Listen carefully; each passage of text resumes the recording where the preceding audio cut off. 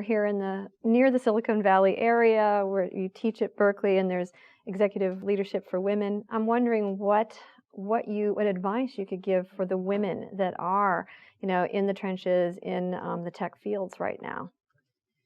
Speaking up is one of the first effective steps. I am not convinced that leaders in the tech sector are inherently bad individuals. There's a social psychological phenomenon called homophily from which we all act, which is to surround ourselves by people just like ourselves.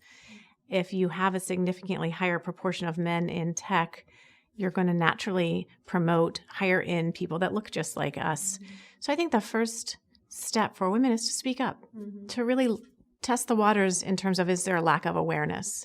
The other recommendation I would have for women in tech is to work with men, really go in there and engage men in the conversation. This cannot be a women's only conversation. I feel like in a way we are at risk of pink ghettoizing this whole issue of gender equity.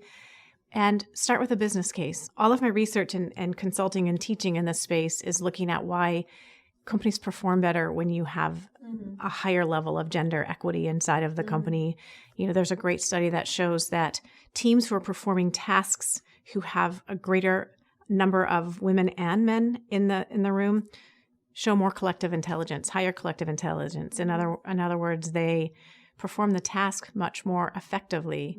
There are a lot of studies from Credit Suisse, Morgan Stanley, McKinsey that show that companies who have a higher amount of gender equity in the C-suite perform better financially. The share price is higher. The share price performs better, particularly in a volatile market. The company takes on less debt.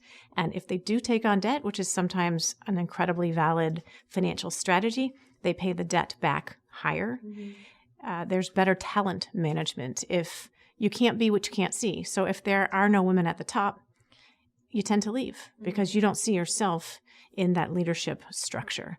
So when I work with women and men who care deeply about this issue, I really recommend that they start with a solid business case. It is not a smart strategy to divide your audience and say, you don't care. That is often not the case.